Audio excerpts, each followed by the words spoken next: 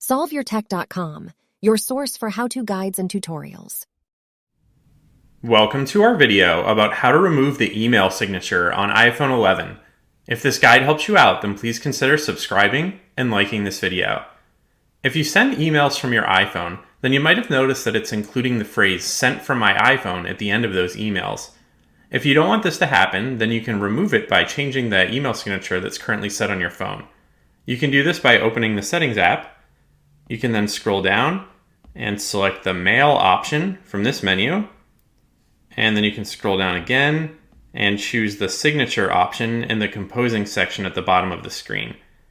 Now you just need to tap inside the signature field, and then you can press the backspace key to delete the current signature. And then once that field is empty, you can tap the Mail button at the top left to go back, and then there should no longer be a signature there. So any future emails that you write from your iPhone will not include that "sent from my iPhone" text that had been there before. Make sure to like this video and subscribe to our channel to see more tech guides like this one. For additional information on this topic and to read the entire article, click the link in the description to visit SolveYourTech.com.